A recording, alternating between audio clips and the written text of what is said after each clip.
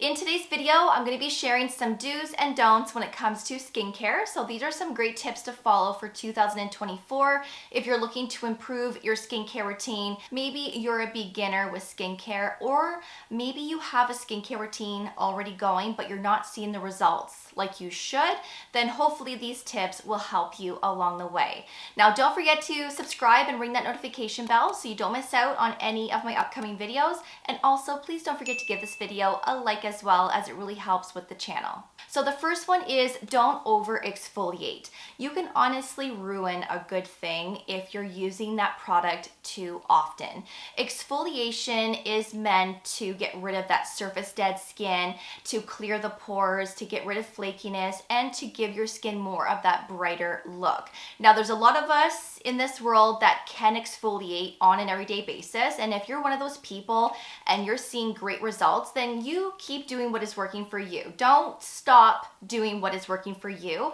But there's a lot of us that cannot exfoliate every day. And if you're someone that has been exfoliating on an everyday basis and you're noticing that your skin is red, it's irritated, maybe you're breaking out a lot and it's just doing the opposite effect with you, then you're over exfoliating. And to be honest, I feel like exfoliating maybe once or twice a week is sufficient enough just to get rid of that surface dead skin that could be caused by the environment. Maybe you're using tretinoin or retinol that's causing that flakiness. That exfoliation once a week really makes the biggest difference, and my skin always reacts so well just with that 1 day a week. Sometimes I will do it twice a week, but it's really rare. And again, you can just overdo a good thing. So in 24, let's try not to exfoliate as much, especially if you're someone that is quite sensitive to exfoliants in general. And one of the ones that I love to use once a week are the Dr. Dennis Gross Alpha Beta Daily Peels. This is the universal one. There is an extra strength and there is a gentle one as well. Daily peels, yes, you could use this every day if you're someone that can tolerate it. I would not be able to use this every day because my skin would just be too irritated and just uncomfortable.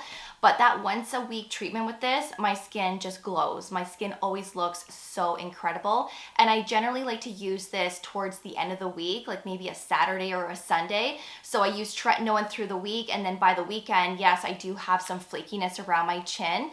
Then this will help to get rid of that, and it just preps my skin for the following week. So let's not over exfoliate. Don't pick your blemishes. Don't pop those whiteheads. Instead, resort to a pimple patch instead. Now, I know it's really hard not to pop those pimples. Honestly, I'm really bad for that as well. But as you know, when we pop whiteheads, this can lead to infection. It can make that area worse. You can get acne scarring, discoloration, and so on. So let's leave those whiteheads be and let's put a pimple patch on top. This is the Cosrx Clear Fit Master Patch, but of course there are so many different acne patches on the market. I will leave some options below for you.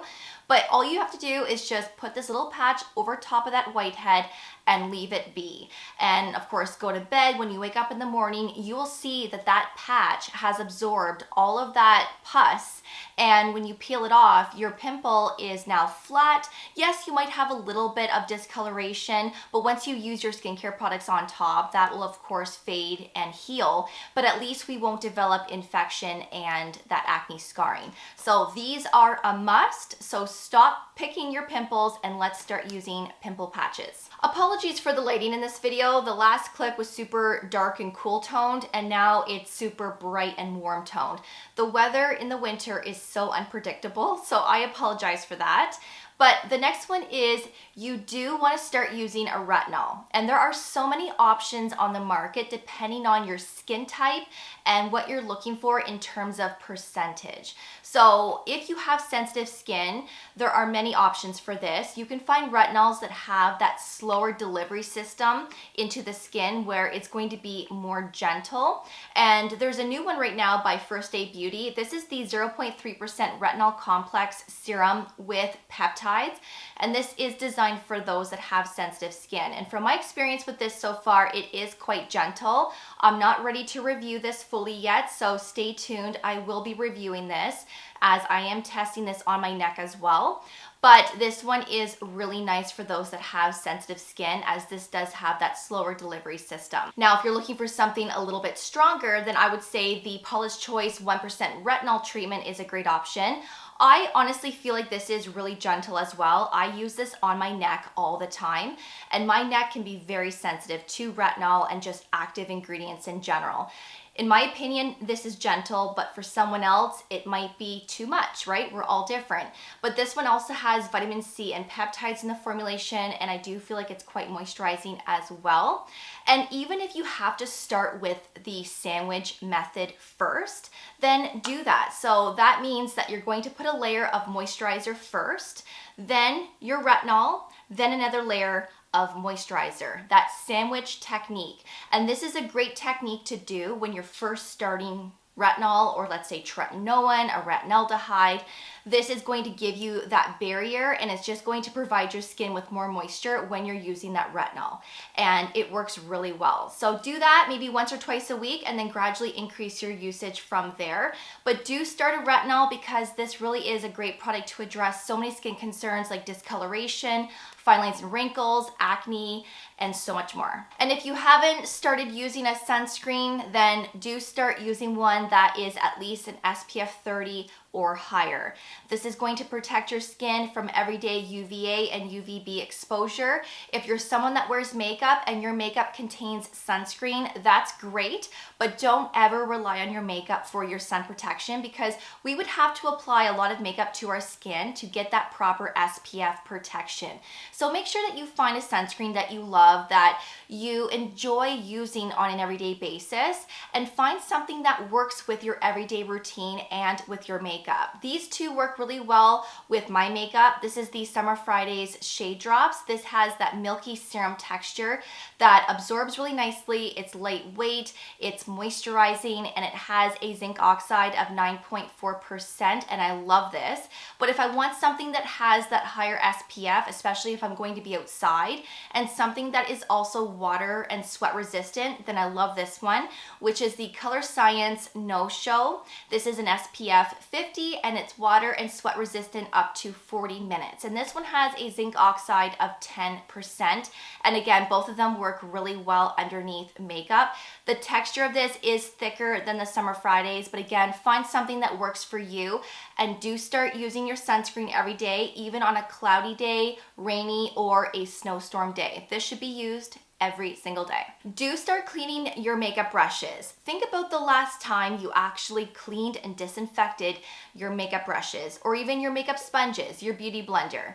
I'm very guilty for this. I might clean my makeup brushes once a month, because that's the only time I remember to do it. I would like to start cleaning my makeup brushes and my makeup sponge at least once a week. So I'm gonna tell Siri to remind me every Sunday to clean my makeup brushes, because think about the bacteria and the gunk that builds up in our makeup brushes and our sponges. Think of all the dead skin cells and that flakiness that just accumulates in those bristles. This is one of the #1 causes for skin irritation, redness, and also breakouts. So all of a sudden, if you're starting to break out and you know it's not your skincare, but you're not sure what is causing it, or infection, irritation, then it could be coming from your makeup brushes or your sponges. And think about the last time you actually cleaned them, and what did you clean them with? Because it's important to use something that disinfects them as well. So one of my favorite makeup brush cleaners is from Cinema Secrets. This kills up to 99.99% of bacteria. This also removes oil, debris, makeup from the bristles. And once you've used this, your makeup brushes look brand new, and they're fluffy and they don't shed. Like, this is very safe to use, and this is what professionals use. And also, this is very quick drying as well. So you can clean your makeup brush right now, and within a couple of minutes, you can go back in and use that brush with your makeup. It's super quick drying, which is another reason why I love this as well. So do start cleaning your makeup brushes. Be more cautious on how often you're doing it.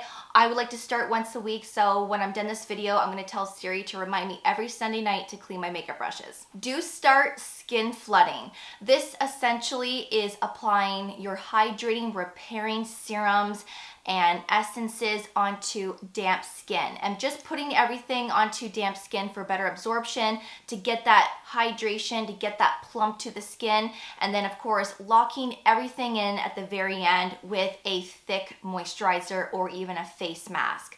So this one here is the Dermatology Barrier Repair Mask. This is exceptional. It has that nice thickness to it, and it locks all of your serums, your essence, and your face mists, and your skin just remains plump and just glowy. Love this, especially if you have irritation. This is great for repairing the skin barrier. So again, if you're over exfoliating, you might want something like this to repair that skin barrier and just to add more moisture to your skin.